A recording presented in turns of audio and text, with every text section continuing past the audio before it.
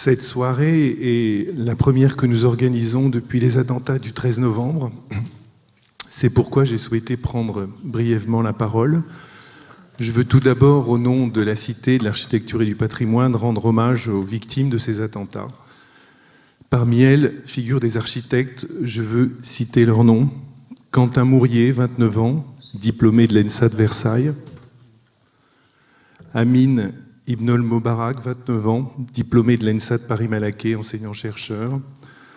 Vincent Detoc, 38 ans. Émilie Maud, 30 ans, diplômée de l'ENSA de Paris-la-Villette, collaboratrice de l'agence Chartier-Dalix. Sa sœur jumelle, Charlotte, est morte à ses côtés. Raphaël Hitz, 28 ans, collaborateur de l'agence Renzo Piano Building Workshop. Deux autres collaborateurs de cette même agence ont été blessés et se trouvent encore dans un état stationnaire. Toutes nos pensées vont évidemment à leurs proches. Nous sommes encore sous le choc, entre effroi et sidération. La vie, pourtant, doit continuer, en particulier en ce lieu dédié à la culture, la transmission, l'émancipation, aux valeurs de tolérance et de partage. Face à l'expansion de la pulsion de mort, il nous faut construire toujours, reconstruire à chaque fois que c'est nécessaire, travailler inlassablement à rendre notre monde commun habitable. Pour ces raisons, nous avons décidé de maintenir l'ensemble de notre programmation. Je vous souhaite à toutes et à tous, malgré tout, une belle soirée et je donne la parole à Aude Maté pour qu'elle vous présente les participants.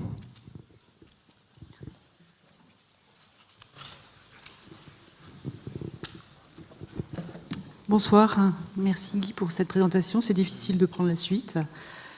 Mais justement, je tiens à vous remercier d'être ici. Merci chaleureusement. Merci beaucoup à vous trois aussi d'être là et de ne pas avoir hésité une seule seconde à venir, même de loin, tous les deux, Bernard et David. Et je vais reprendre une phrase que Bernard, tu dis souvent, quand tu as des moments de doute, on continue. Et ça, c'est quelque chose qui revient souvent dans tes messages. Donc voilà, on continue. Qui est Bernard Polossune, disait Magali Geoffrey. Je trouve que c'est très bien ce qu'elle avait écrit dans l'Humanité à l'occasion de ton exposition sur l'Italie à la MEP en avril. On peut s'attendre à tout de la part d'un homme capable d'aller vivre dans l'Arizona pour fouler la même terre, respirer le même air que le grand chef Apache Cochise. Un homme qui utilise encore des appareils photo joués en plastique, qui vit là où Braque peignait, où les frères Lumière ont tourné l'arrivée d'un train en gare de La Ciotat, et qui, chez lui, a laissé des années un livre de peinture ouvert à la plage du tableau de Giorgione, La Tempête.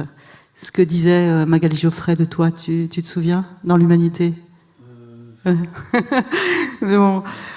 J'ajouterai à propos de livres que tu en as publié toi-même au moins 150 livres publiés. À peu près. J'ai pas compté. En gros. Des expositions innombrables dans des lieux prestigieux ou des lieux plus modestes. Et je citerai l'exposition qui vient de se terminer à Giverny avec tes photographies en couleur, procédé Fresson. Et puis cette magnifique exposition qu'on peut voir jusque fin février au Havre, où tu as photographié la ville du Havre et notamment l'architecture de Perret. Donc une exposition qu'on peut voir au musée André Malraux du Havre.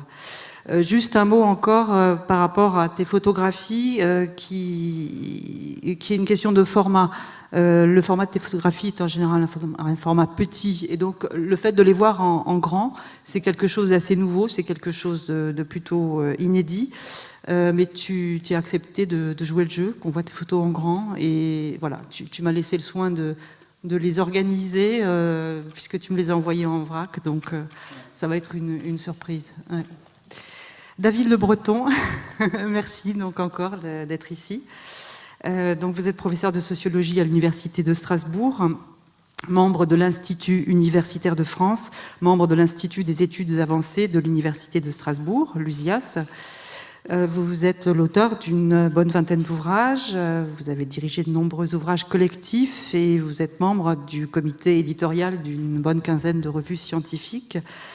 Vous êtes notamment l'auteur d'un ouvrage qui s'intitule « Marcher, éloge des chemins et de la lenteur » aux éditions Métayer, « L'éloge de la marche » aux éditions Métayer, un livre qui s'appelle « Du silence », toujours chez Métayer, « Disparaître de soi, une tentation contemporaine » et parmi d'autres titres, Anthropologie du corps et modernité. Et avec Bernard Plossu, donc, vous êtes l'auteur d'un ouvrage qui s'intitule Des millions d'années, réserve géologique de Haute-Provence, donc publié en 2010, et un autre ouvrage qui s'intitule De Buffalo Bill à Automobile, chez Mediapop Éditions. Mais j'ai appris que vous avez aussi publié des romans, tout du moins un roman noir. Ouais, un roman policier, Mort sur la route, qui a reçu le prix Polar Michel Lebrun. Donc, de façon générale, pour essayer de synthétiser votre œuvre, donc, David Le Breton s'intéresse aux représentations et aux mises en jeu du corps humain, en abordant aussi la question de la douleur. Vos recherches sont toujours marquées par une quête personnelle, donc en lien avec quelque chose à vous. Le corps, le silence, la marche ou le voyage, David Le Breton mène à travers ces sujets une réflexion sur la sociologie du corps et la dimension symbolique de la relation que l'homme entretient à son corps. Quand le monde vous échappe, il reste le corps. Gilles Tiberghien, merci aussi donc d'être là. Philosophe et essayiste, Gilles Tiberghien enseigne l'esthétique à l'Université de Paris 1, Panthéon-Sorbonne, et intervient régulièrement à l'École nationale du paysage de Versailles. Il est membre du comité de rédaction des cahiers du Musée d'art moderne et des carnets du paysage. Donc Gilles Tiberghien s'intéresse particulièrement aux relations qu'entretiennent l'art avec la nature, s'intéresse au land art. Il observe les limites du monde réel pour l'ouvrir sur les paysages et les territoires de l'imaginaire. Vous avez publié de nombreux ouvrages aussi, et notamment Nature, Art, Paysage chez Actes Sud, Dans la vallée, Biodiversité, Art et Paysage avec Gilles Clément en 2009. On peut noter aussi Les objets photographiques de Patrick Tosani chez Flammarion et Vers la République des rêves, donc il y a un ouvrage en plusieurs parties et dont vous m'aviez dit qu'une nouvelle partie allait paraître bientôt, c'est ça? Ouais. Bon, on en reparlera. D'accord. D'accord. Et je voulais juste terminer pour vous présenter par quelque chose que Gilles Clément a dit de vous et que je trouvais sympa. Gilles est un philosophe, ce qui n'est pas une mince affaire. Il aborde les problèmes dans leur étendue et leur profondeur, mais il est aussi capable de les placer dans l'espace délicat de la dérision. Il a de l'humour. Gilles est un ami, ce qui n'est pas une mince affaire. Les amis sont rares. Gilles est un ami de l'art, et là, il s'agit d'un machin énorme qui me dépasse un peu. Mais j'attache une importance extrême à l'art dans la mesure où j'attribue à cette fonction magique de la société humaine le pouvoir de faire changer les choses. Alors, évidemment, ceux qui savent parler de l'art, le comprendre et le donner à comprendre ont droit à tout mon respect et mon admiration. Voilà pour vous présenter. Je vous laisse la parole.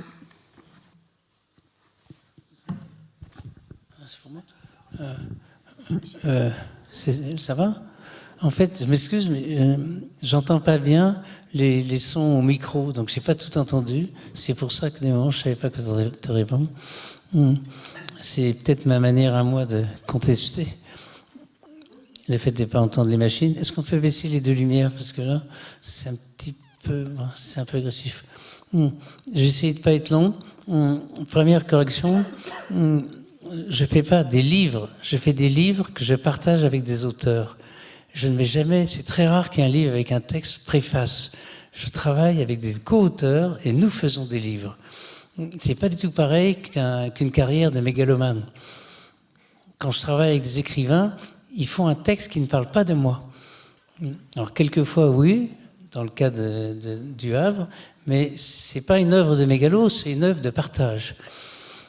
Je pense que ça vaut la peine de le dire parce qu'autrement c'est pas de ça qu'il s'agit. Alors, j'ai failli ne pas venir, parce que tout le monde a beau me dire au téléphone « on continue », qui est ma phrase en plus, Il y a 2 jours, j'y arrivais pas. L'idée de parler de la nature et de la randonnée alors qu'il y a 300 personnes à l'hôpital, ça m'a complètement paralysé. Je dormais pas et je suis pas le seul. Je sais que vous en êtes tous là. Il n'y a pas que moi.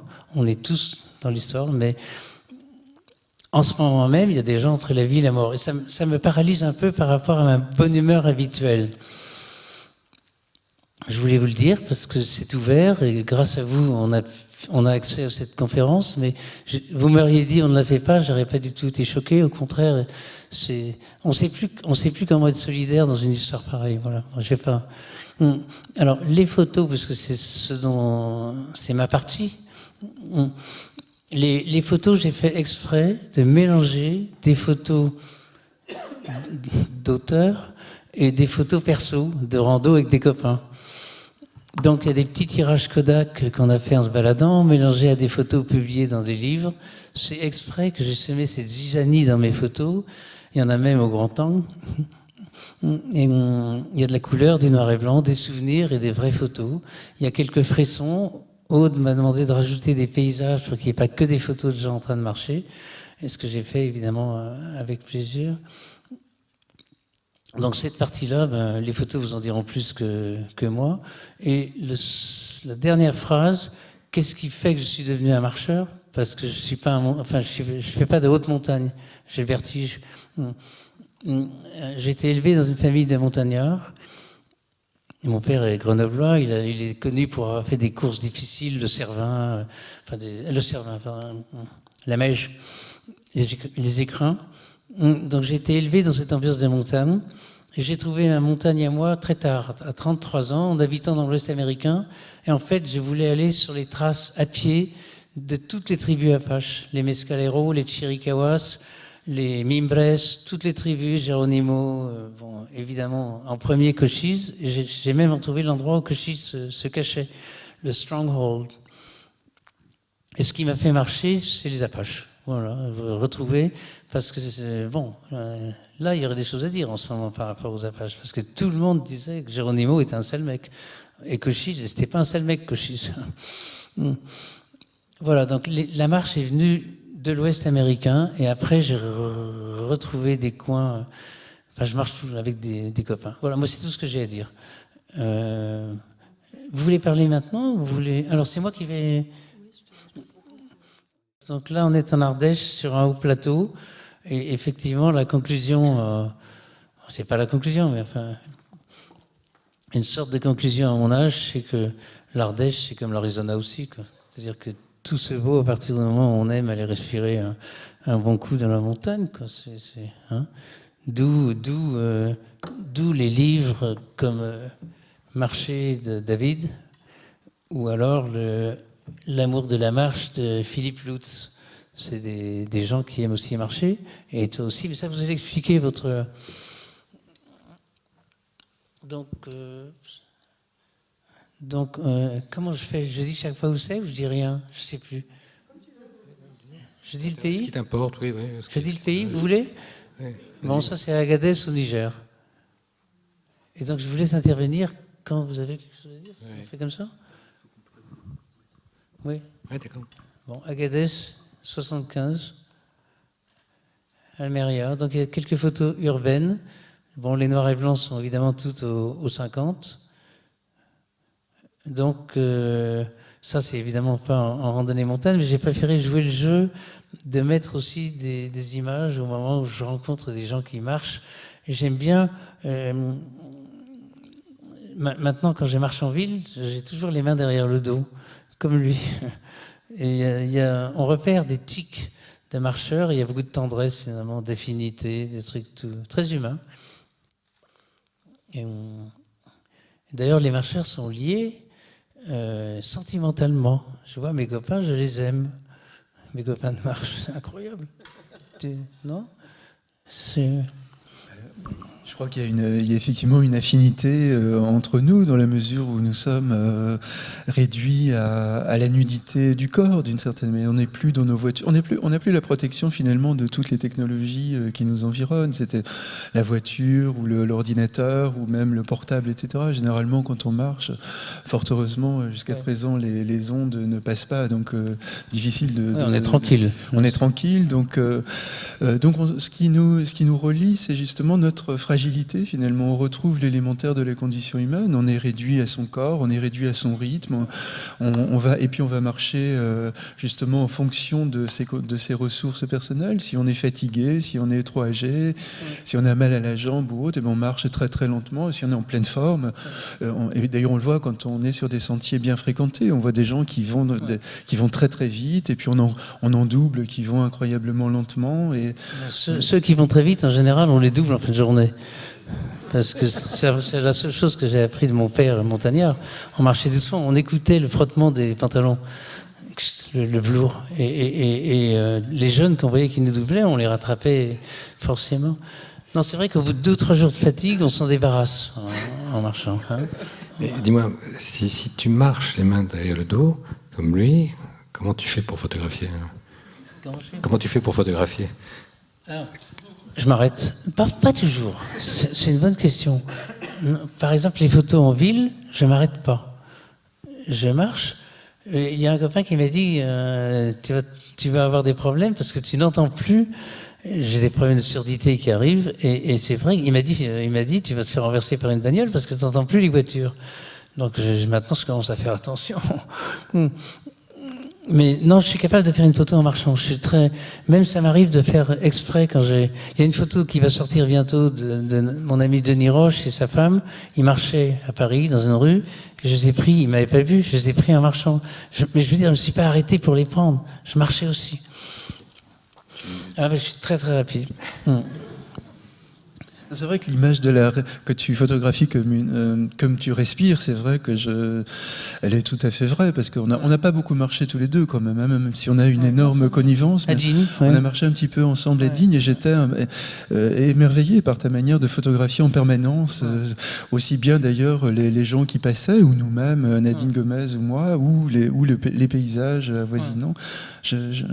J'aurais pas pensé qu'on puisse photographier autant. Vas-y, Gilles. Non, non, je t'écoute. Après, je tente. J'ai l'air de quoi, là?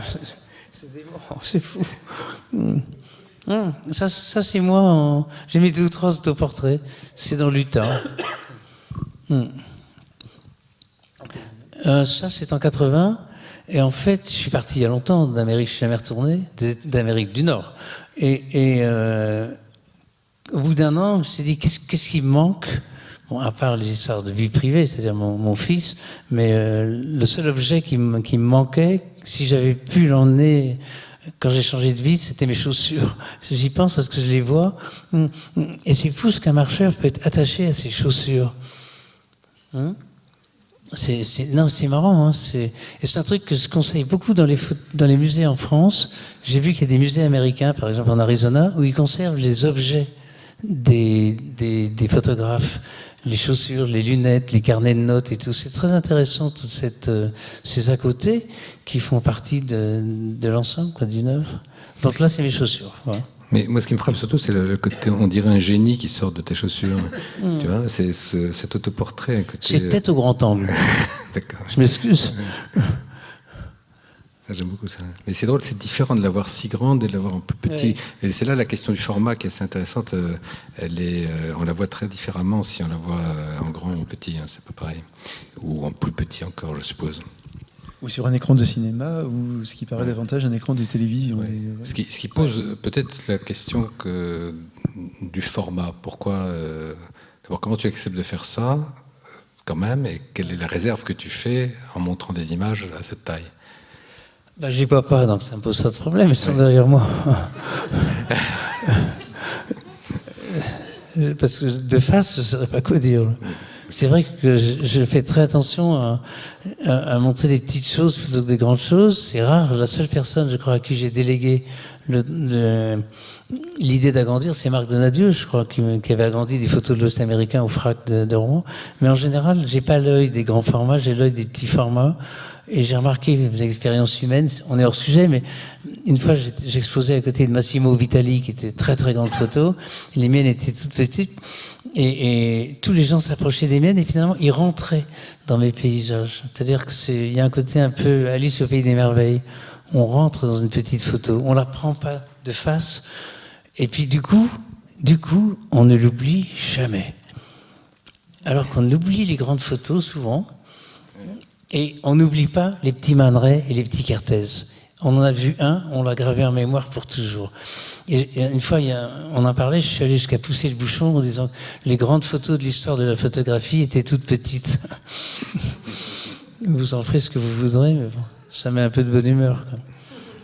Qu'est-ce que t'en penses, Gilles, de ça, toi, qui es très calé en photo? Alors, je suis pas très calé en photo, j'aime bien la photo, mais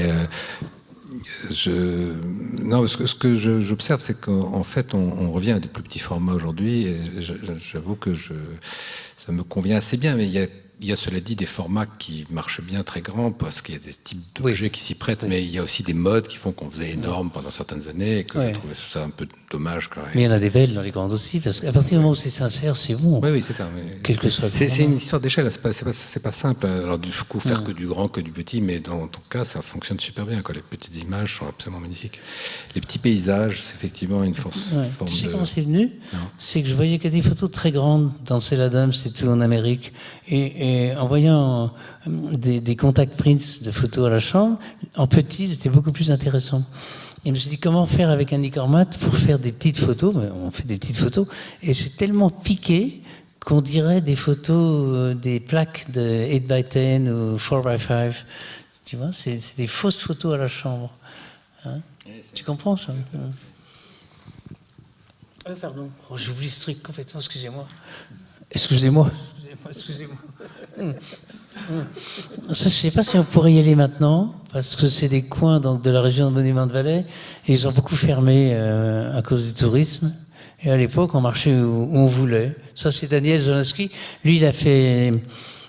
C'est mon meilleur ami. Il a fait 2 ans à pied en Asie.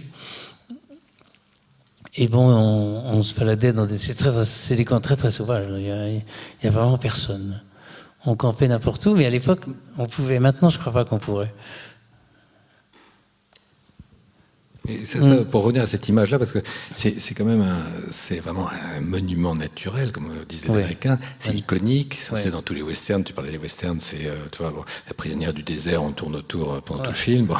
Et en même temps, là, on a l'impression qu'il n'y a personne, que c'est complètement déserté. Il y a un effet de contraste énorme quand on est habitué à cette espèce de tour Eiffel naturelle dans le désert, et puis cette solitude. Mais maintenant, on ne peut plus.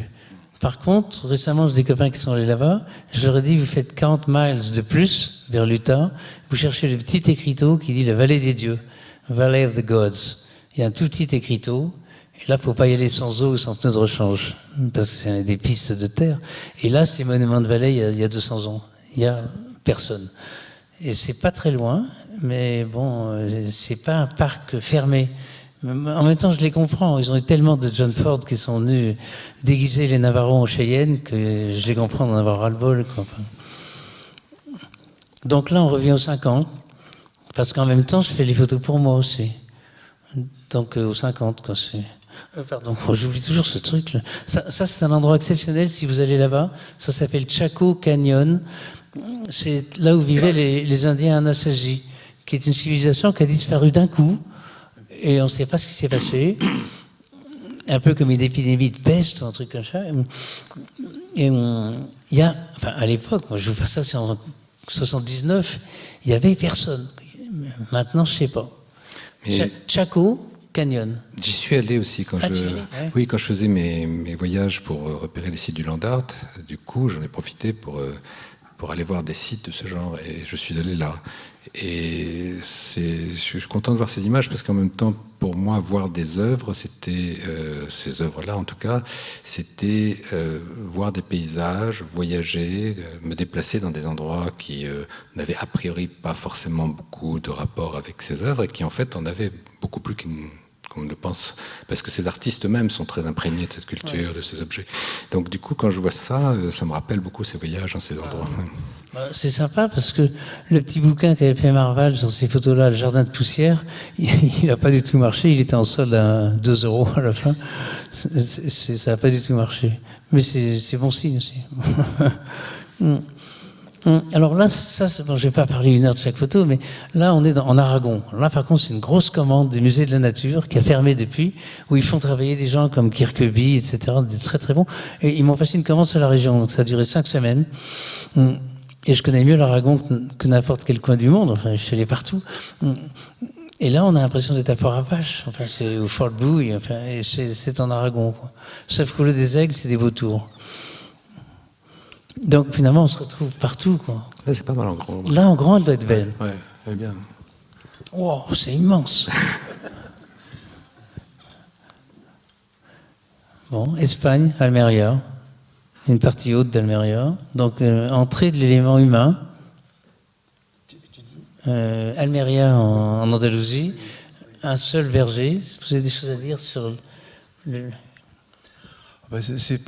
On rencontre souvent des animaux, évidemment, mais là, évidemment, ils sont plutôt canalisés, en quelque sorte. C'est moins notre expérience dans les forêts, où là, on surprend plutôt des animaux un peu sauvages. Là, ça a moins d'exotisme, si je puis dire. On est moins dans la sacralité de la rencontre avec un renard, un chevreuil, etc. Ou un ours. Là, Ah oui, là, j'ai eu peur. Moi, ce que je trouve assez beau, si je peux dire, c'est le moutonnement du paysage, quoi. Parce que, tu vois, c'est vrai, quand tu regardes comme ça, il y a les moutons, le paysage qui moutonne, les nuages qui moutonnent au-dessus des montagnes. Enfin, il y a tout est mouton, quoi. Tout moutonne. C'est vrai, je trouve. Il y a quelque chose comme ça. C'est assez frappant. Il y a saisi un instant comme ça. Je trouve très. Mais bon, ça caractérise beaucoup ta photographie, cette espèce de petit moment, de petit quelque chose comme ça qui se place, qui se déplace, difficile à saisir. Parfois on comprend, parfois on ne sait pas quoi, mais on le sent en tout cas. Ouais. Oui, il y a un côté... Moi, j'ai toujours pensé que dans l'œuvre de Bernard, il y avait un côté un peu minéral. C'est-à-dire, quand il y a des personnages ou des oiseaux ou des animaux, leur qualité animale ou humaine et autres est un peu occultée.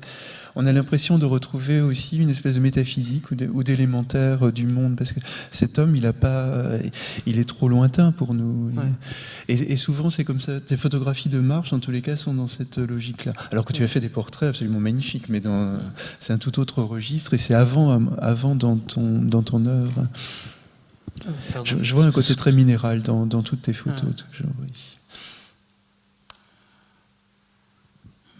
Voilà.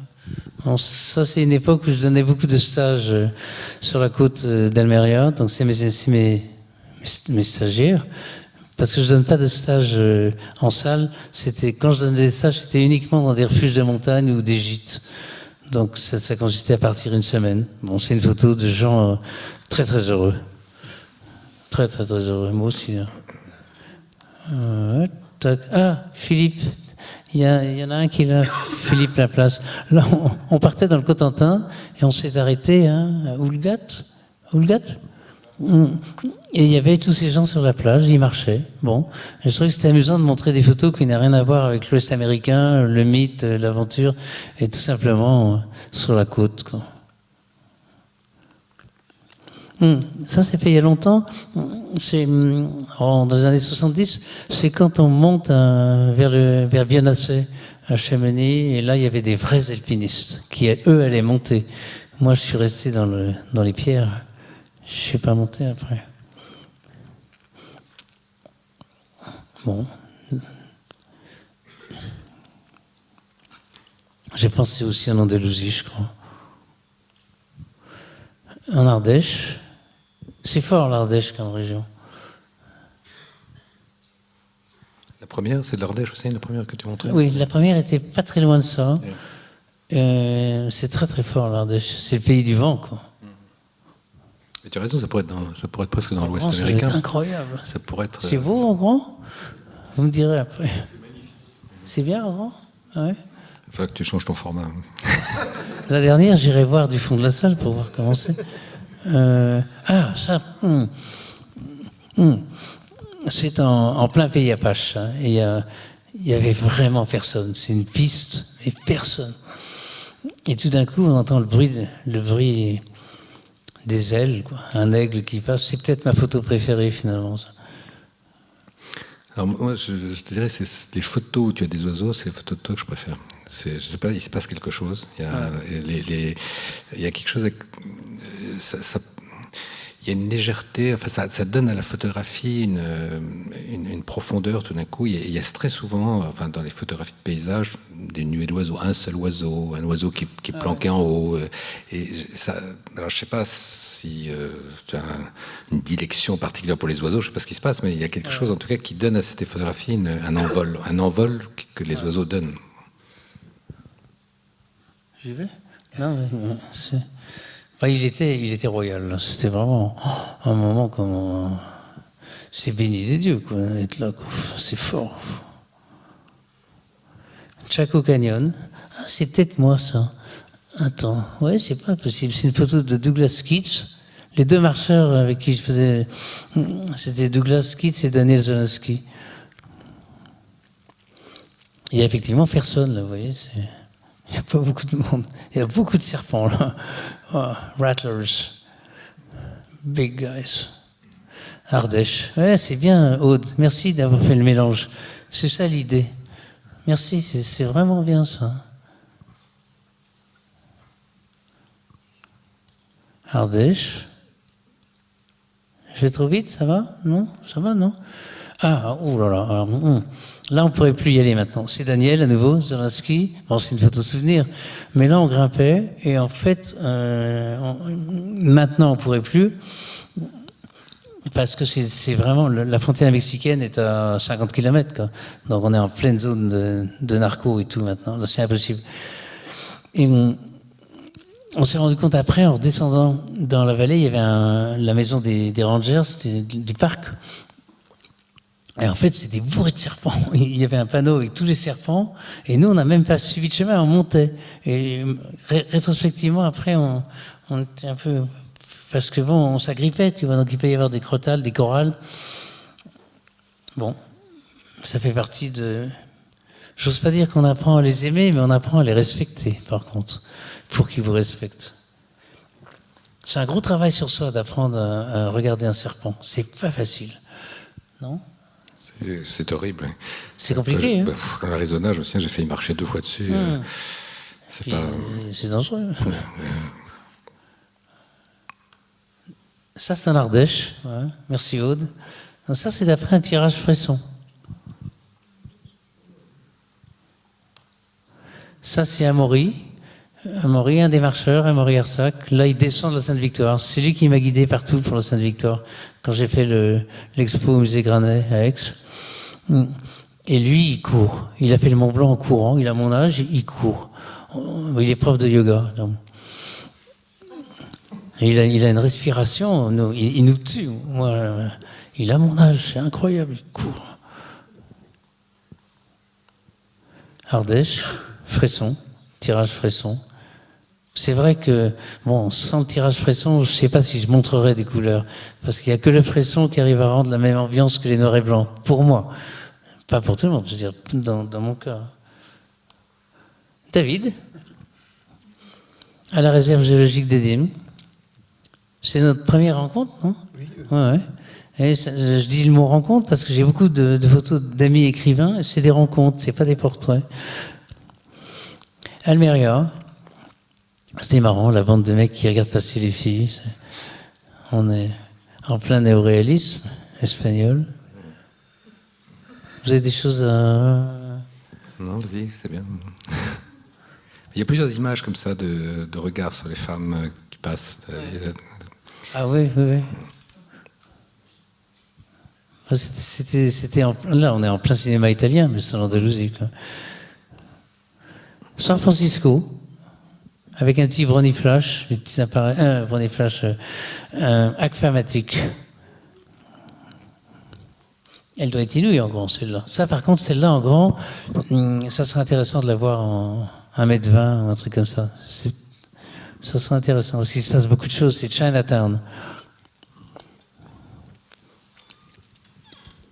Grenoble.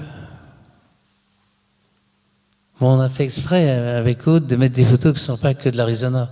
Je vais pas vous faire. Ça, c'est en allant à la Défense en voiture. Il y avait cet homme très élégant qui était très malheureux. Enfin, c'est un vieil homme abandonné. J'ose pas dire un clochard, c'est pas ça. Mais si, il y avait un peu de ça. Et il était très élégant. C'est une photo qui m'a bouleversé, qui me bouleverse encore. Je sais pas qui c'est. Quand j'étais en voiture, autrement, je serais allé lui parler, quoi. Et puis bon, il n'a pas à être là, c'est vachement dangereux. La bretelle d'autoroute et tout, la Défense, les gratte-ciel, les machins. Et puis il y a un réseau de signes avec ce piéton au fond, là, qui est... Enfin, c'est assez bizarre, mais quand je l'ai vu, c'est très énigmatique cette image. Oui. C'est grave, hein, comme photo. Ouais, ouais. Bon, c'est... Ouais. Alors, c'est peut-être la plus... Ça, c'est un coup de chance. Hein. C'est sur le pont à Istanbul, et là, on croise vraiment deux destins. Celui qui veut être gagnant, qui a carrément la tête en l'air avec l'attaché caisse, et celui qui est déjà perdant, qui a la tête en bas avec le sac en plastique. Enfin, c'est incroyable une photo comme ça. J'aurais voulu la faire, mais ça, il faut être rapide. Il faut l'appareil prêt, il faut être prêt, c'est très rapide. Mais bon, c'est une photo qui a du poids par rapport à ce qu'on nous offre, quoi.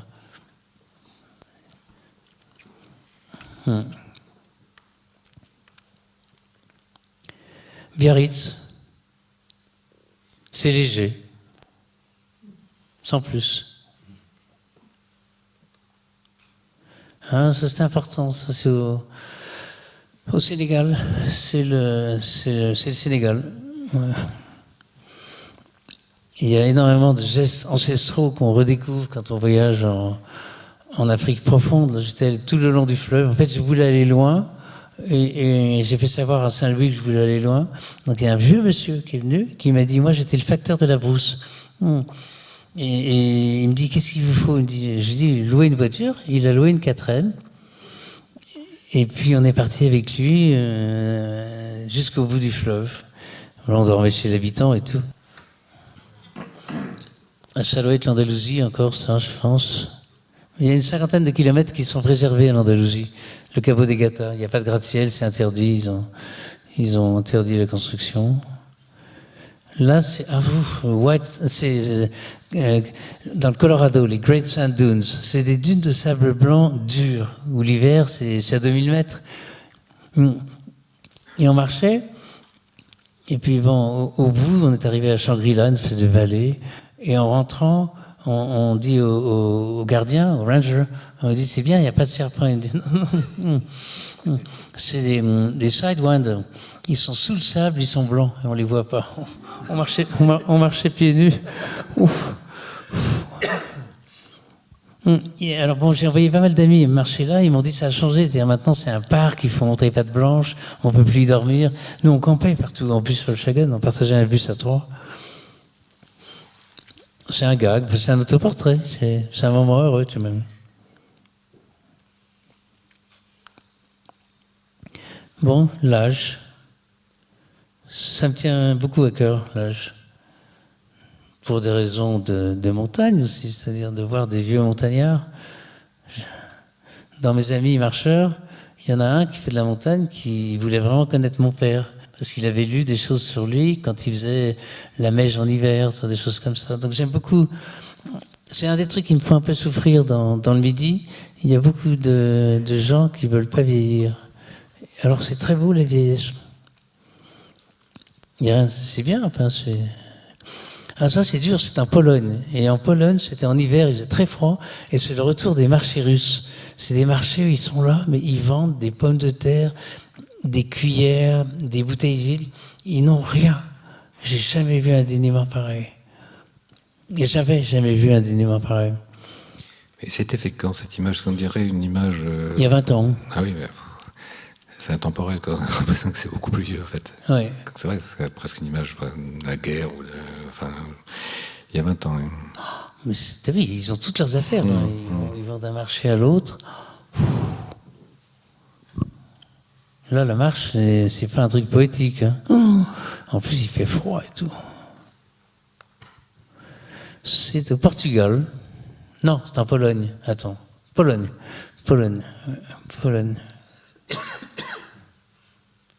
La marche dominicale. Ça, c'est mes enfants en train de pique-niquer dans le Vercors. Donc, ça a trait à la marche aussi. Une petite photo perso en passant. Récemment, une marche en Bourgogne.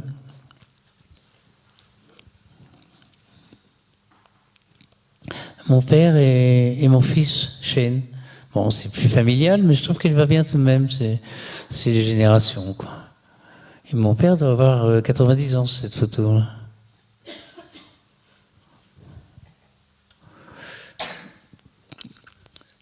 Il nous a fait le plus beau des cadeaux. Il est enterré juste à côté. Il est enterré dans un cimetière de montagne. Et on peut aller se recueillir. Ça, c'est extraordinaire, ça.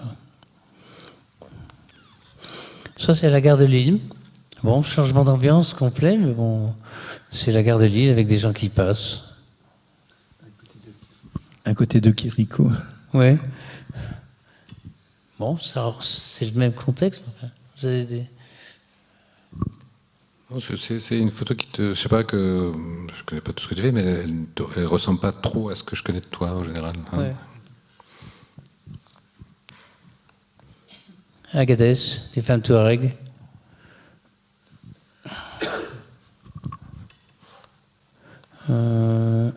Hatch, c'est un tout petit bled du Nouveau-Mexique. Là. Il y avait le petit chien qui lui mordillait le mollet. J'aime bien cette image. Et ça, tu vois, c'est la séquence d'un récit, ça, je trouve. On sent que c'est le début d'un film. Quoi. Je ne m'étonne pas que tu sois très impressionné par le cinéma, parce qu'il y a un certain nombre de ces images, d'ailleurs, sont comme ça. On a l'impression que c'est presque des photogrammes. Ou des... Et là c'est clair. Ah, c'est marrant, parce qu'en fait, c'est des images qu'on prend sans voir ce qu'on a fait. C'est après qu'on se rend compte qu'il y a une photo. Ça se fait comme par magie. Quoi. C'est souvent le cas. Hein. Ça aussi, c'est pareil. Ça, c'est en Arizona. Mais où est-ce qu'il allait? Alors là, je ne sais pas. Avec sa valise.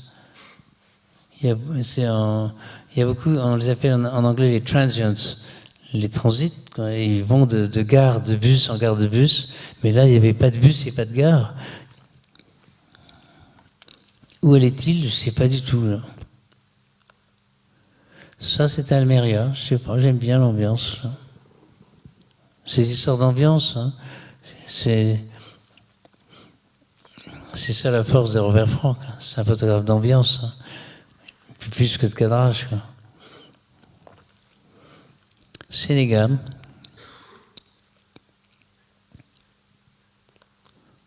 Berlin.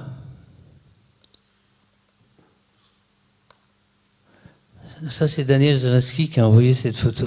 C'est un hommage à Cartier-Bresson. Le type qui saute, c'est moi. C'est marrant. C'est un très très beau canyon. Alors là, il n'y a vraiment personne. Oh, surtout pas de bruit, quoi. Pas de bruit. Ardèche. Marche en forêt. C'est autre chose, il n'y en a pas beaucoup des photos de marche en forêt, alors qu'en fait, la marche dans la forêt, c'est la marche dans les odeurs. C'est pas du tout comme les cailloux. Vous allez parler un peu après tous les deux, non? Ça, c'est en montagne. Là, on était dans un coin assez haut, et tout d'un coup, il y a un planeur qui est passé. Mais vraiment, tout frais, quoi. Ça doit être... je pense que c'est le refuge de la Dibona, dans le Haut-Vénéon. C'est un très beau refuge de haute montagne, déjà, ça. Ça, pour moi, c'est les moments bénis des dieux, quoi. Enfin, on peut pas... Encore un oiseau. Hein? Encore un oiseau. Ouais, encore un oiseau. Bah, ils sont souvent là. Hein. Ils savent où sont les bonnes choses. Mais ça pourrait être aussi une sorte de matérialisation de l'esprit des lieux, justement. C'est une idée qui m'est chère, que dans chaque paysage, il y a un dieu qui nous accueille. Et l'oiseau peut en être l'illustration, la matérialisation. C'est vrai. Ça, c'est récent. C'est dans le Cantal. Ça, c'est parfait comme région. Absolument. C'est très très beau le Cantal. Évidemment, enfin, on s'en rend compte. Là. C'est un tirage Fresson, un stage. Là, j'avais 36 élèves. Là. Mais pardon, si tu reviens à l'image d'avant, j'ai l'impression que tu regardes parfois certains paysages français comme tu regardais l'Ouest américain. Oui. Hein, on pourrait ouais, parfois penser qu'on y est. Disons que j'ai peut-être appris l'espace dans l'Ouest américain et je sais où le trouver maintenant. Ouais, c'est ça. Mais il est en Europe aussi. Hein. En Aragon, c'était époustouflant. Là, c'est en Aragon, ça. Et en plus, en Aragon, il n'y avait ni serpent à sonnette, ni ours. Les ours, j'ai une peur des ours. Là. Oh, j'ai failli... Tu nous racontes d'ailleurs cette anecdote avec l'ours. Ah ben, je suis tombé. J'avais repéré des traces de biches très haut, très loin, à 2004. En regardant les arbres, je voyais qu'il y avait des morceaux d'écorce qui étaient arrachés. Donc, que les biches venaient se nourrir comme ça. Et en fait, j'étais tout seul, ce qu'il ne faut jamais faire, dans un coin très sauvage. Et puis, devant moi, c'était pas une biche, c'était un ours brun. Bon, j'ai fait une photo. Je suis parti sur la pointe des pieds, il avait dû déjà manger, mais je suis plus jamais reparti seul. Après, il faut pas. Les 2 ennuis de ça, il m'est rien arrivé. Une autre fois, j'ai marché seul, il y avait des barbelés, barbed wire. Et j'ai grimpé et je me suis arraché toute la cuisse au barbelé en tombant. Il faut pas marcher seul. Qu'est-ce qui marche seul? Il y a quelqu'un qui a fait les livres au Moyen-Orient, qui part tout seul. C'est Bernard Olivier. Ah oui, c'est formidable. C'est magnifique, oui. Oh, lui, il va seul. Hein. Oui, mais la carrière aussi. Ouais. Enfin, c'est Bernard Olivier, c'est vrai que c'est dans des pays qui sont assez redoutables. Oui. Il a marché jusqu'en Chine, en fait. Ben, Il a fait la route de la soie en partant d'Istanbul. Enfin, il est sur des routes où il y a des gens, tout de même. Oui, mais enfin, des gens qui parfois... Non, mais si tu te fous de la cheville, un coin sauvage comme l'Utah, tu te fous de la cheville, tu ne peux pas revenir. Hein. Et il n'y a personne. Hein. C'est peut-être ça. À nouveau, le Cantal. C'était même extraordinaire. Enfin. Avec la vente des marcheurs, il y en a qui sont là, le plus beau coin qu'on a fait, c'est le Cotentin. On s'est baladé, c'était vraiment très beau. Un autre autoportrait dans l'Ouest. Un souvenir. Il y a longtemps. Ardèche. Oui, il y en a pas mal d'Ardèche, hein, finalement. Ouais. Je ne m'étais pas rendu compte. Ça doit être dans le Briançonnais. Bah, c'est toujours important, les cairns. C'est pas loin d'un truc qui s'appelle le lac du Serpent. C'est un très beau coin. Et ça, alors derrière, c'est la Dibona, justement, c'est cette montagne. Et en me penchant, il y avait un petit caillou qui était comme la Dibona, un petit panoramique jetable. Clic. Tu refais un waka. Les wakas, c'est des objets sacrés que tu trouves au Pérou. Tu sais, dans les Andes, les wakas, c'est des pierres qui ont le profil d'un paysage, c'est une sorte de petite maquette de paysage. Ah ouais. Et ça, tu l'as fait spontanément, mais on en trouve, par exemple, sur le Machu Picchu, il y en a à un certain endroit, il y a une pierre qui a exactement le profil de la montagne. Ah ouais. Et on en trouve dans d'autres endroits, mais ça s'appelle des wakas. Donc tu as fait la même chose. Ah, c'est incroyable. Ouais, je ne savais pas si ça. Si, c'est exactement ça. Oh. Ah, c'est marrant. À l'époque, je me baladais avec un petit panoramique en poche. J'avais commencé les photos de panoramique, en fait, souvent pour Patrice Goulet, à l'IFA, quand je faisais des commandes d'architecture. Il est là, Patrice. Tu te souviens, Patrice, le petit appareil? C'est un truc, en général, quand on fait une commande, on s'attend à ce que... Alors ça, j'ai mis 2 ans à trouver le lieu. Je rêvais d'aller là. Et on est allé toute la bande des marcheurs. C'est le refuge... Tu te souviens du nom, Philippe? C'est au-dessus de Pralognan. Et là, il y a ce chemin qui monte plus haut. On dirait un chemin Inca, et c'est tout bêtement à Pralognan. Il est beau comme construction, il est très très beau. Je me souviens pas, disons, du refuge. Des Barmettes. Très beau refuge en vieux bois. Ça, c'est à Carthagène, en Espagne. On alterne un peu avec des photos de ville. Ça, c'est à Bamako, à Almeria.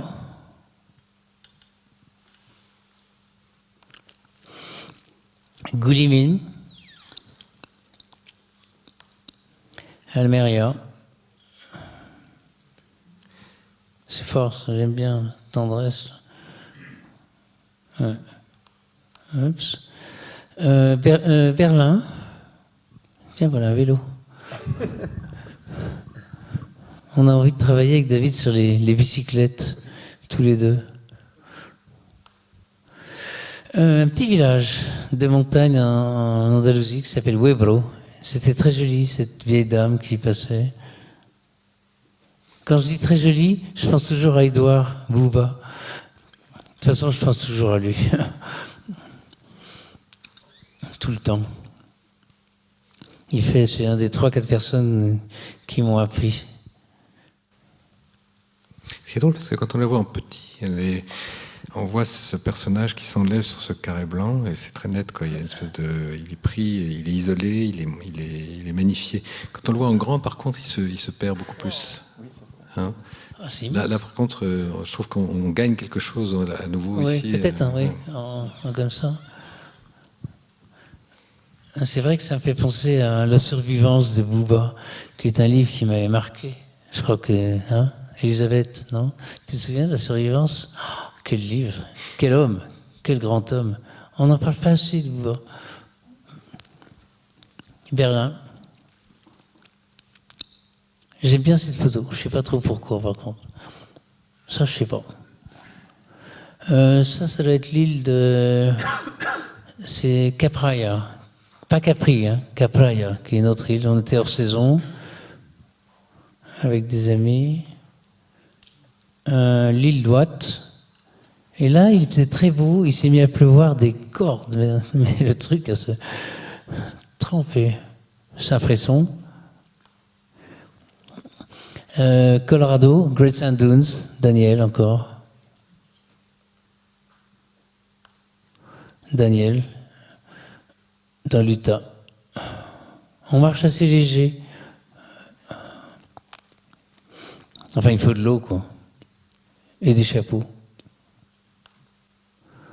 Oh, ça, c'est le plus bel endroit que j'ai vu en France. Ça s'appelle le cirque d'Anéou. C'est dans les Pyrénées, c'est juste à la frontière des Pyrénées, et c'est gigantesque. Le cirque d'Anéou, A-N-E-O-U, pour les marcheurs, je vous le conseille. C'est vraiment ouf. Oh. Ça, c'est dans le Vercors. C'est une marche avec Guy Martin, qui est un photographe qui était aussi guide de montagne. C'est où ça? Le Briançonnais, je pense. Mais c'est vrai, on est en France et on se croirait en Arizona. Enfin, c'est fou comme on peut être hanté par un ou deux westerns, quoi. On porte son... C'est ta nostalgie de la Mesa. Les westerns. Ça, c'est, bon, la route. Comme on dit en France, road movie. On the road again. Oups, c'est la dernière? Non. Los Angeles. J'aime bien cette image de Los Angeles. C'est bizarre, c'est ça, Los Angeles. Oui, ce sont ces villes comme Rio aussi, qui ont des plages urbaines. Donc Ouais. Les gens traversent habillés en maillot de bain pour Un aller, maillot de bain, ouais. donc ils sont dans un milieu très... avec des gens en attaché-quai, et puis eux ils sont en maillot, donc il y a une espèce de mélange étrange. Mais c'est exactement le même genre de traversée de population, et donc du coup il y a une atmosphère très étrange. Ouais. Il y a aussi le fait que les voitures roulent lentement en Amérique, donc c'est pas dangereux. Ça compte. Madrid, hasard. Hasard.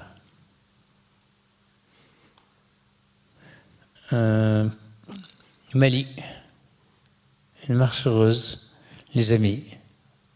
Je remarque que tes photos africaines, c'est souvent des photos... Il y a des gens dans les photos africaines. Voilà, il y a des gens beaucoup plus. Et il y a des très grands horizons. Ils sont, toutes celles que tu as montrées, il y a un baobab, des gens assez petits, des rues.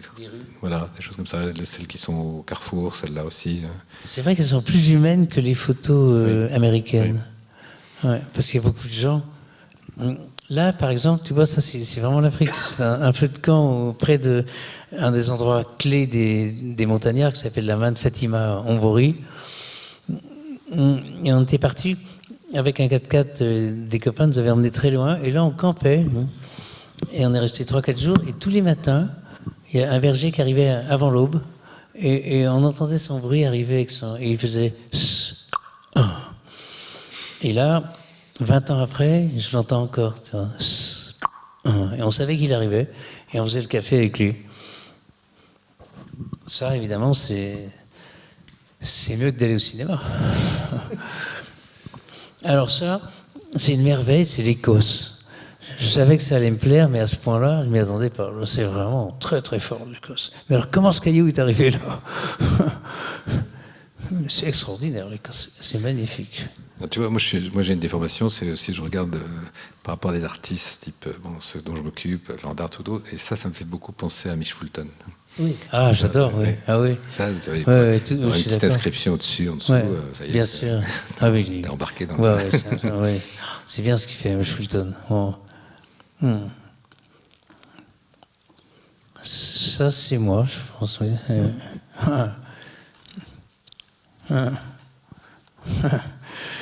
C'est le col de la Maddalena pour aller en Italie. En France, le col de l'Arche, c'est le côté français. Il y a toujours des oiseaux en montagne. Toujours. C'est pas un oiseau, c'est un... Comment on dit parapente. Voilà, parapente. On s'est dit qu'on la mettrait avec Aude. C'est autre chose, c'est une manière de marcher dans l'air, quoi.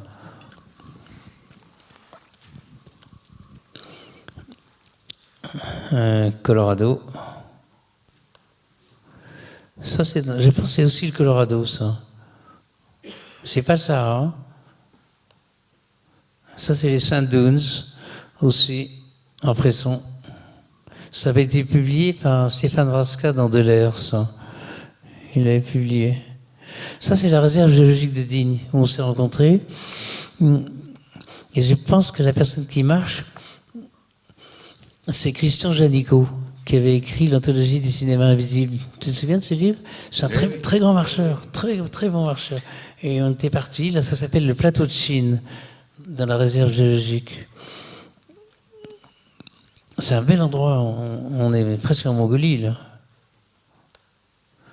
Égypte, bon, à nouveau, tu vois, on repart en Afrique, il y a des gens. Oui. C'est ça la différence. Ouais, Alors, il n'y en a pas forcément beaucoup, mais ils sont très significatifs. Il y a chaque fois 2, 3, des petits groupes comme ça, mais ça donne tout de suite au paysage une autre c'est rapide, pourtant c'est pris en voiture, tu vois. Mais bon, ça marche. Ça marche. Excusez-moi. Écosse, il y a un marcheur. Incroyable. Black et Mortimer. Oui. Le Havre. Alors ça, c'était un très joli moment. Il y a une sensation de bonheur dans la ville du Havre le dimanche. Tous les gens marchent sur le front de mer et c'est vraiment une sensation de bonheur. De toute façon, on a tous craqué au Havre. Tous ceux qui sont ici, là. Il y a t'as aimé aussi. Il y a quelque chose qui se passe d'assez heureux. Ça doit être les plateaux de Chine aussi, près de Digne. L'île de Watt en Bretagne. Bon, il y a des vélos, mais moi je les ai fait à pied. Je suis mieux à pied, moi, j'aime bien. Écosse. C'est le même silence qu'en Arizona, hein, mais c'est vert. C'est quand on se balade avec... C'est Massif Central. Quand on se balade entre amis. Une marmotte à côté d'un village très joli qui s'appelle Prapik. Le Maroc. C'est justement ce petit détail là. Oui, j'aime bien les toutes petites. Ça, c'est la force de 50 mm. Mais c'est pas seulement la force de 50 mm. Il faut savoir où le placer, mais là aussi. Oui, tu vois. Parce qu'au téléobjectif, qu'est-ce que tu gagnes? Tu le vois en gros plan, Mais du coup, tu vois pas ce qui se passe vraiment. L'avantage du 50, c'est pas à la cinémathèque que je vais faire un cours, c'est ici que j'ai appris. C'est la caméra à l'épaule de Raoul Coutard, quoi. J'étais pas revenu dans cette salle depuis que j'avais 18 ans. Marseille, on s'est vu. Le mieux peut-être c'est de terminer les photos, puis après on peut poser des questions. Ça c'est la frontière mexicaine. C'est très très dur la frontière, très très dur. Et c'est là c'est à 3 km de la Californie, silencieuse et luxueuse. Chaco Canyon. Ah, ça c'est fort. Ça c'est un canyon où il n'y a pas de chemin, il n'y a rien. On s'est baladé au hasard. C'est à une 50aine de kilomètres de Galisteo. Galisteo, c'est un petit village où habitait Agnès Martin. Et en se baladant, on est tombé sur ces signes, ces hiéroglyphes. C'était incroyable. Et c'est pas annoncé. Et je pense que c'est des vrais. Hein. De toute façon, ça m'a fasciné. Oui. Parce que bon, moi, ça va paraître naïf, mais on pourra en reparler, mais je suis un lecteur de Castaneda. Vous aimez, vous, Castaneda, tous les deux? Ah oui, j'aimais. Ouais, toi aussi. C'est une partie de notre histoire, oui. Ah, c'est fort tout de même. Hein, Tu sais que Tarkovsky voulait faire un film sur Castaneda. C'était le dernier film qu'il avait envisagé de faire. Puis il est mort avant de... Mais il avait pris des contacts avec un ami mexicain à qui il avait demandé de faire des repérages et tout, mais il avait tout un projet autour de ça. Mais on s'y retrouve, hein, en lisant, on ressent les bruits, les petites choses mystérieuses. Châtelet. C'est marrant de passer d'une à l'autre. Aude, je te félicite pour le... Là, c'est le choc, là. Ça fait partie d'un livre que j'avais fait avec Régis Durand, qui s'appelait Chronique du retour, qui était un livre en rentrant du désert américain, quand je prenais le métro à Paris tout le temps pour faire des photos. On ne peut pas y avoir plus différent que l'Arizona et Châtelet, quoi. Mais du coup, le livre est douloureux. Enfin, c'est plus qu'un livre, quoi. Marseille. Pologne, il y a 20 ans. Mexique. Manifestation politique, sûrement en route vers Oaxaca.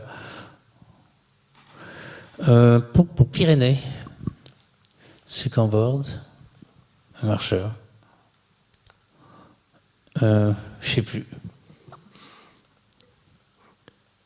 plus. Aragon, un village qui s'appelle Molinos, qui est bourré de randonnées tout autour. Très beau coin, très sauvage.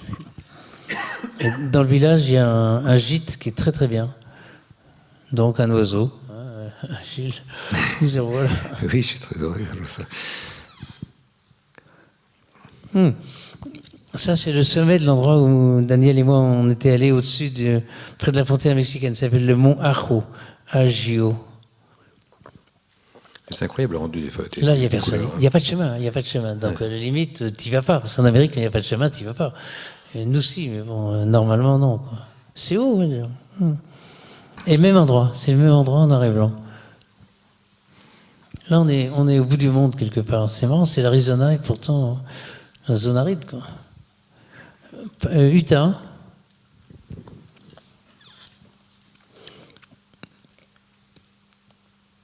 Utah.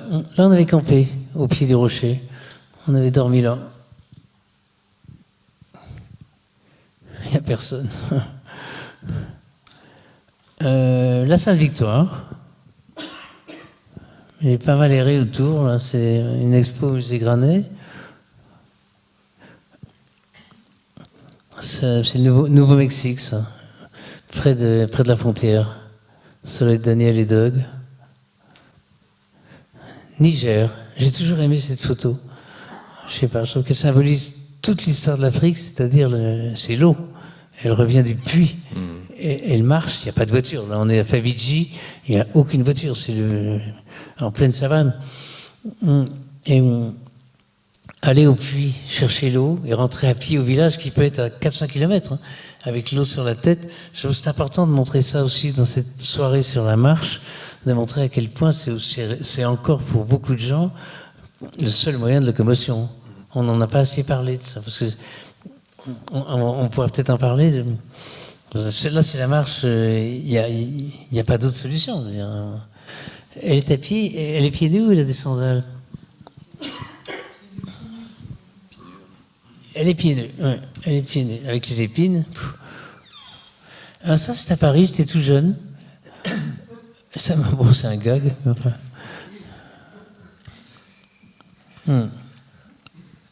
C'est plus douaneau, mais c'est rigolo. Enfin. Dans le métro, les chaussures blanches. Taos. Alors à l'époque, quand j'ai fait des photos dans le pueblo de Taos, personne ne me disait rien. Maintenant, c'est interdit, c'est impensable. Mais là, j'ai habité 2 ans à 500 mètres. En fait, je ne suis pas un photographe de voyage, je suis un photographe qui vit ailleurs. C'est pas du tout pareil. Ça, j'aime bien. C'est un Vélez Blanco à Almeria. Je ne sais pas où il allait avec sa valise. Je ne sais pas. Mais il marche. Ça doit être Tijuana, la frontière mexicaine. Pologne. Il y en a encore beaucoup, Aude? Je vais aller un peu plus vite. Coimbra, Portugal. Châtelet. Châtelet. Faites attention à la marche. Le Pays Basque. Ça, c'est splendide comme région. Le Vercors. Tyrol. En hiver. C'est une commande. Il m'avait dit que je voulais photographier le Tyrol. J'ai dit oui, si vous trouvez une ferme dans un village, il n'y a pas de téléski, pas de boîte de nuit. Donc on a passé une semaine là avec Daniel. Ouais. Puis, près de Biarritz, c'est Isabelle Nori et leur petite fille. C'est une photo plus, je sais pas, plus famille. Almeria. La Sainte-Victoire. Le refuge, là il y avait le chemin avec les grosses pierres. Donc le refuge il est magnifique ce refuge. Des Barmettes, non? C'est ça, Philippe? Hein? La Pologne. C'est bien le montage, Aude. C'est bien d'avoir tout bousculé, c'est ce qu'il fallait faire. Ça, c'est près d'Aix-en-Provence. Bon. Moi, j'aime beaucoup cette photo. Je ne veux pas dire que c'est une bonne photo. Je ne suis pas en train de dire que j'ai fait une bonne photo. Je suis en train de dire que j'aime cette photo pour ce que ça veut dire. Ça doit être les fêtes à Valencia. Dans les grandes fêtes urbaines en Espagne, les gens marchent beaucoup. Et là, on est dans un... Tout le monde marche.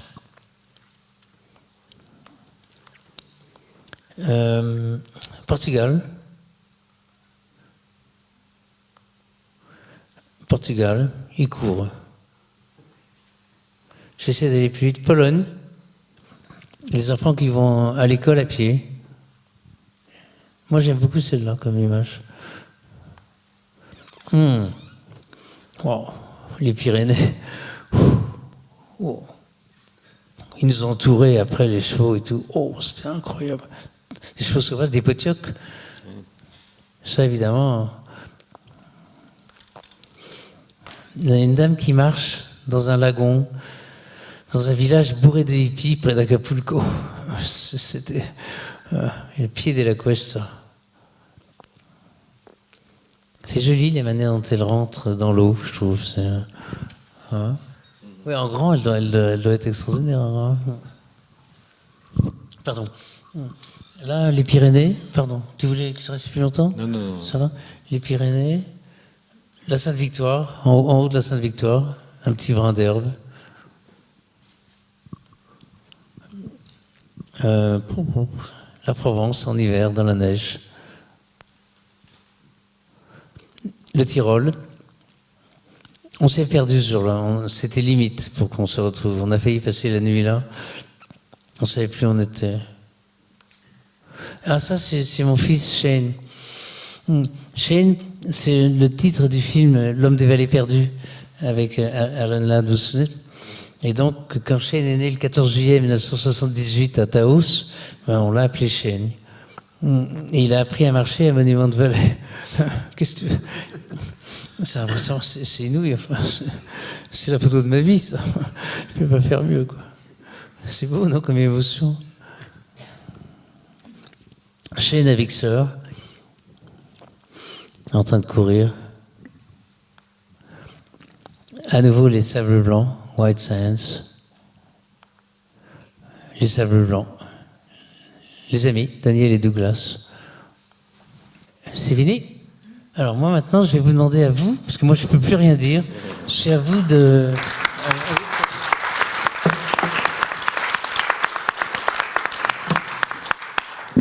Allez-y, je ne sais pas qui veut.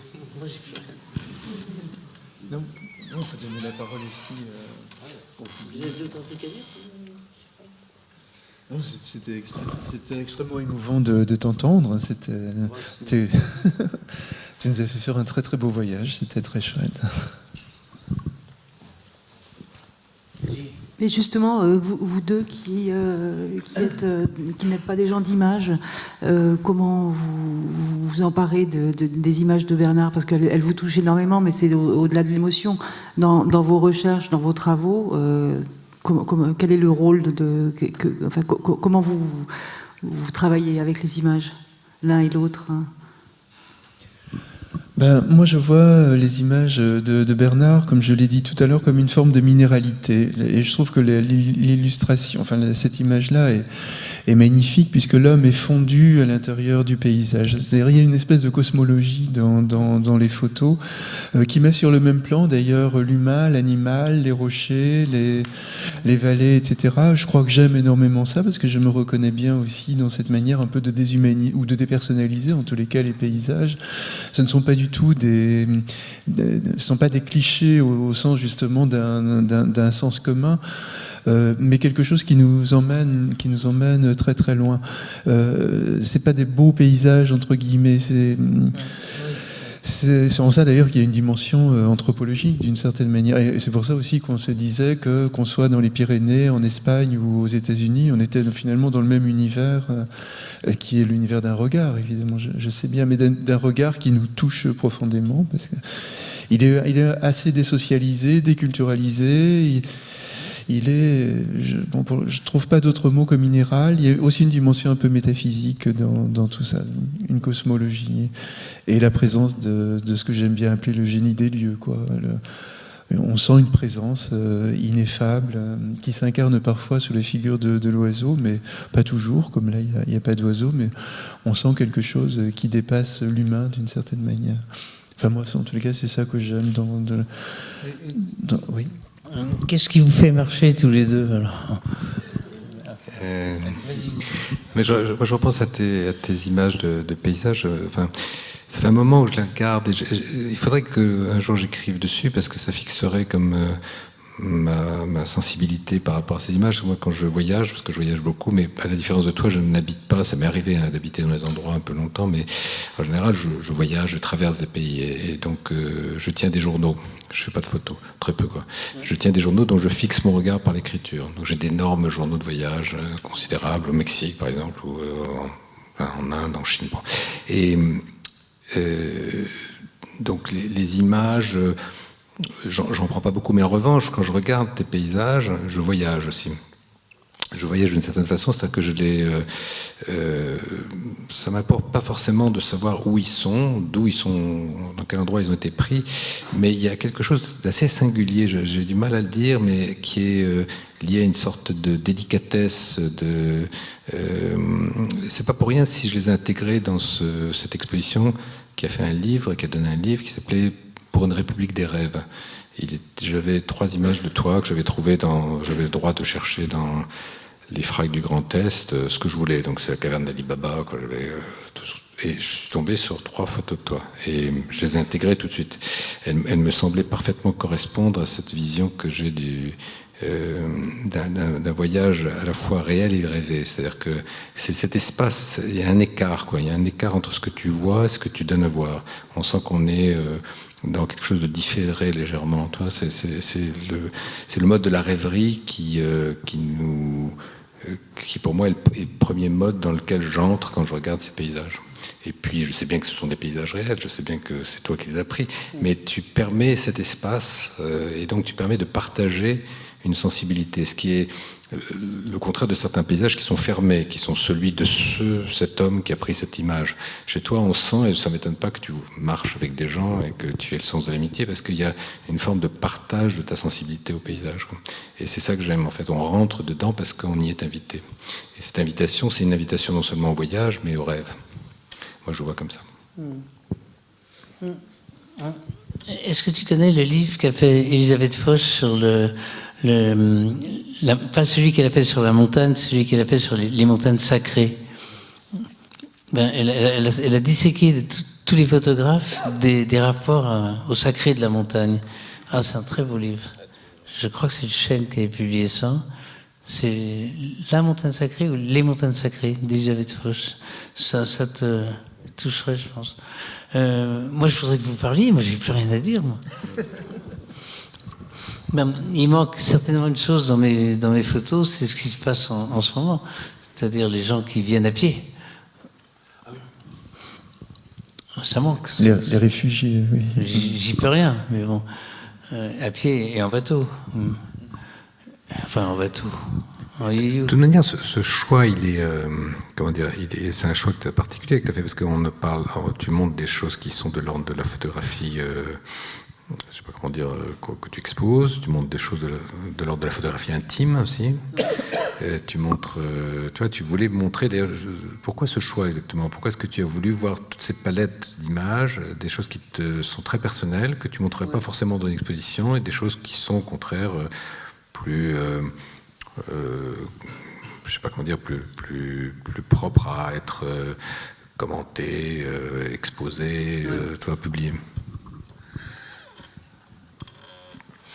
Peut-être en fait, quand tout ça a eu lieu, ça m'a rappelé automatiquement des endroits où j'ai aimé marcher. C'était trop. En fait, je sais ce qui manque dans cette projection. Il manque ça. C'est un livre que j'ai amené à David. Ça s'appelle Le Retour à Mexico, et c'est marcher autour de Mexico, dans les quartiers durs de Mexico, c'est en 70, et peut-être j'aurais dû en mettre, c'est fait en marchant tout ça. C'est des quartiers vraiment rudes de Mexico, où maintenant je ne pourrais plus aller marcher. Bon, il y a des gens qui ont continué, Francis Alice, c'est vachement bien. Hein. Oui, c'est bien, c'est très bien. Mais ça, ces photos-là, c'est aller dans tous les quartiers durs de la périphérie de Mexico. J'oserais pas le faire maintenant. Hein. Maintenant, on me fait tirer dessus. Mais bon. C'était une autre marche. En fait, on est tout le temps à pied, les photographes. Je sais pas comment dire. Finalement, la marche, c'est presque la métaphore de la photographie. Enfin, on peut pas ne pas... Oui, d'ailleurs, ils ont des problèmes de genoux, hein, les photographes. Non, on en fait en voiture, on en fait en train, on en fait en avion, on en fait partout. Mais la marche, c'est même un énorme pourcentage de la prise de vue. Enfin, de la prise de vue, pas en studio, du genre de prise de vue de la tradition française, c'est-à-dire Douaneau, Bouba, Isis, et les plus jeunes maintenant, comme oui, mais Éric Dessert, Bernard Descamps, beaucoup de gens. Enfin. Mais ce que tu fais, ce que tu montres, c'est pas non plus... la photographie, par exemple, bon, les photoreporters sont des gens qui marchent énormément. Ils marchent dans les villes, ils marchent partout, ils marchent. Tous ceux que je connais, c'est des gens qui sont des marcheurs. Mais tu marches différemment. Je pense que tu marches aussi avec un autre but que simplement faire de la photo de reportage. Il y a une dimension différente. Et si je te demande qu'est-ce que c'est pour toi de marcher en photographiant, qu'est-ce que tu me dis? Marcher en photographie? C'est la même chose, c'est-à-dire que l'un ne va pas sans l'autre. Par contre, je ne me sens pas comme un artiste qui est un marcheur, comme si je faisais que ça. C'est-à-dire que quand je suis au Châtelet, je ne suis pas un artiste en train de faire une œuvre. Je suis en train de changer le métro, quoi. Donc, il y a une image, même je la prends, Et puis, elle n'est pas forcément conçue. Les images, c'est pris par besoin. Et c'est pas conçu comme une œuvre d'art. Que après, les destins, la civilisation où tu habites, etc., font que éventuellement tu termines dans une galerie. Mais au départ, une image, tu la prends pas pour ça. Et c'est vrai que ce qui me plaît dans cette histoire avec Aude, la raison pour laquelle j'ai accepté, c'est ce mélange entre des photos qui ont l'air d'être du land art. Et déjà, je peux dire que je suis pas au prix du land art, avec beaucoup de zéros en moins, et ça me va très bien. Je fais pas ça pour ça. Enfin, on s'est compris, quoi. J'ai un peu de mal quand je vois des gros cailloux dans des musées. Parce que pour les amener, ça fait travailler des gens. C'est un gros boulot. Mais j'aime bien les petites choses avec des pierres. Je préfère.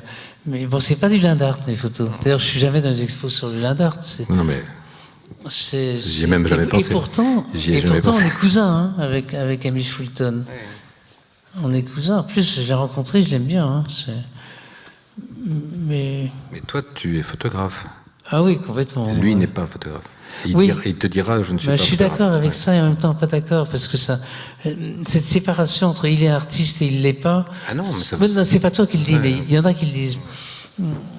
Il y a des fois où, enfin, je vais pas raconter des trucs, mais il y a un grand nom du land art qui refusait d'être dans un livre sur l'histoire de la montagne, parce qu'il était artiste et pas photographe. Tant ça me fait marrer, quand il fait des photos de montagne excellentes, il n'y a rien de mal à être dans le livre sur la montagne. Il n'y a pas de honte d'être à côté de Ribou et Cartier-Bresson. Tu vois ce que je dis ? C'est clivage, c'est comme plasticien et photographe. C'est pas vrai. Il y a des bons plasticiens, des bons photographes. Et ne pas croire, surtout, qu'un type comme moi qui fait que des photos n'aime pas les plasticiens. C'est au stade avec Humberto Rivas, qui est un photographe catalan, enfin argentin, c'est en catalan. Ils ont fait dans une revue d'art, style d'art contemporain, ils ont fait un truc sur nous. Et on l'a appelé Solamente Fotographos. Nous ne sommes que des photographes. Donc, quand tu me dis photographe, ça me touche beaucoup parce que lui se sent aussi photographe. Bon, après, des stratèges, des choses, des carrières, des besoins. Mais c'est pas à nous de gérer ça. Mais par contre, il y a effectivement des affinités même d'amour de la nature. Enfin, ça pourrait être tout simplement ça qui fait qu'on se retrouve, même si on n'est jamais montré ensemble. C'est jamais été montré avec des gens. Non. Il n'y a pas que moi, je connais pas mal de photographes de marche qui ne sont jamais inclus dans les expos de land art. Il y a une frontière. Il ne faudrait pas appeler ça land art, d'ailleurs. Il faudrait qui nous appeler ça autre sépare chose. et qui est, je ne sais pas trop pourquoi, parce qu'on fait la même chose. Pourtant, on cherche la même chose, en tout cas. On cherche la même chose. Ah, tu étais dans mon expo avec des gens. Il y avait Long, par exemple, qui était là. Il y avait, donc, si tu veux, moi, je n'hésite pas à mélanger tout ça parce que je ne vois pas pourquoi on devrait séparer. Ça m'apparaît au contraire résonner très bien tout ça ensemble. Ouais. Donc, je n'ai pas hésité à mettre des. C'est des catégories qui, au bout d'un moment, n'ont pas de sens. Elles ont un sens dans l'histoire de l'art, mais parce que c'est commode à un certain point de vue et que c'est pertinent pour comprendre d'où ça vient, qui a fait quoi. Mais après, quand on montre des œuvres, on a tout à fait le droit de les mettre en rapport. Et au contraire, ces correspondances et ces échos les enrichissent mutuellement. Ouais. C'est intéressant de mélanger. Une fois, il y a quelqu'un qui avait mis en face un tableau de fleurs de Tracandi et 5 miniatures du jardin de poussière. C'était très joli l'opposition entre les deux. Il faut mélanger les choses. Il y a un truc dans la marche aussi, c'est pas l'exploit, hein, c'est pas sportif. Enfin, dans mon cas. C'est-à-dire, l'idée, c'est surtout de ne pas arriver au sommet. Quoi. Si je le vois, je tourne le dos pour ne pas y arriver. C'est presque. Bah, tu me comprends. Il n'y a pas de victoire, on ne gagne pas. On ne marche pas pour arriver. On marche pour rien. Par plaisir, enfin, je sais pas. En même temps, je ne veux pas que ça ait l'air d'un truc égoïste. C'est pas égoïste, la marche. C'est un choix des choses qu'on a envie de faire. Voilà quoi. Ça a un côté aussi de, comment dire, le but est dans. Le but n'est pas d'atteindre quelque chose, le but est dans le faire. Le but est dans le partage, le but est dans la marche elle-même. C'est comme fameux Archézen, hein, qui tire. Tu vois, c'était quelque chose pour moi de marcher avec Booba. On marchait souvent ensemble et il s'émerveillait de tout, quoi. Dans la marche, il y a aussi l'émerveillement. Et Édouard était, tu vois, toujours, c'est merveilleux. Je ne sais pas qui a connu Booba de vous tous, mais c'est un marcheur de l'émerveillement, Édouard. Il y a une chose que j'aurais voulu voir dans ma vie, mais je ne l'ai jamais vue. On m'a dit qu'il y a eu une rencontre une fois au coin d'une rue, à Paris, entre Booba et Robert Frank. Ils se sont rencontrés au coin d'une rue, ils se sont pris dans les bras, c'est merveilleux. C'est la plus belle histoire que j'ai jamais entendue en photographie. C'est merveilleux. Donc t'imagines, Booba et Frank, parce que moi je fais partie des gens qui défendent l'œuvre de Booba comme une œuvre abstraite, cubiste, moderne, et absolument pas sentimentale. Et il faut réinterpréter Édouard comme un maître de la photo abstraite, comme Franck. Il faut revisionner toute l'œuvre de Booba. Enfin, je le dis avec mon cœur. Hein.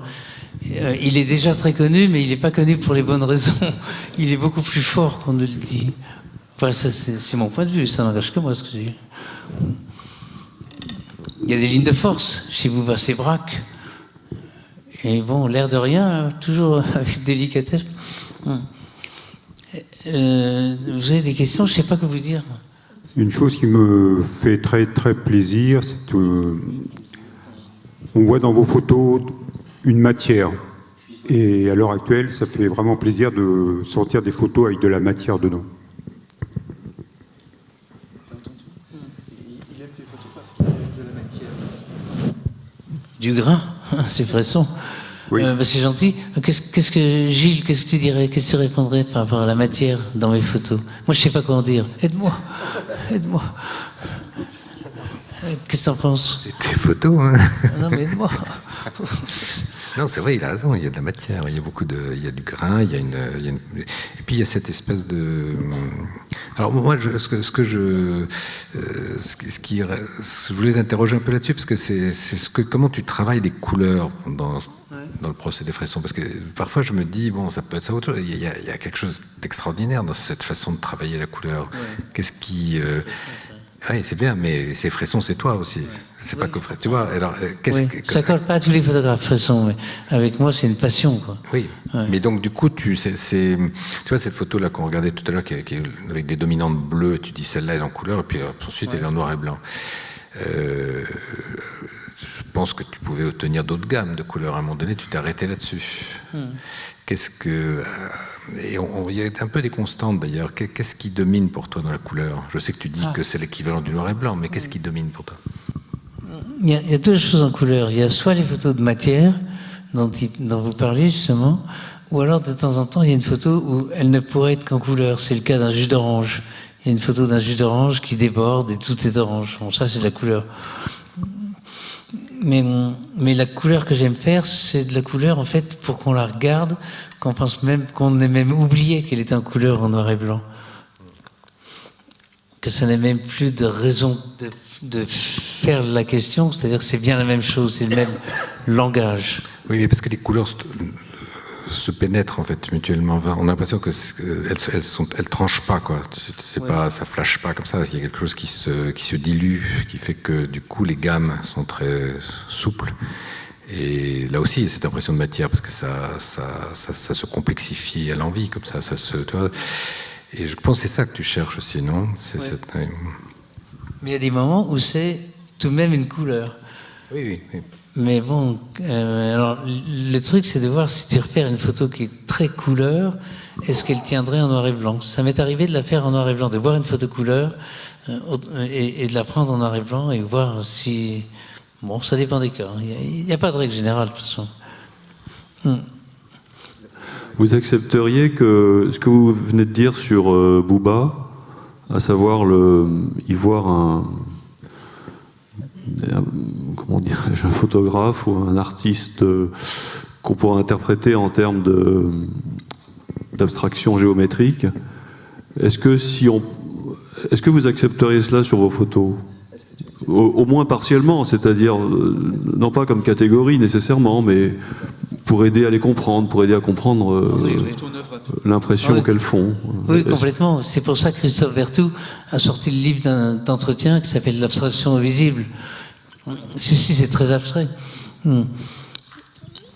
Il n'y a aucun doute. Ça, je le revendique complètement, ça.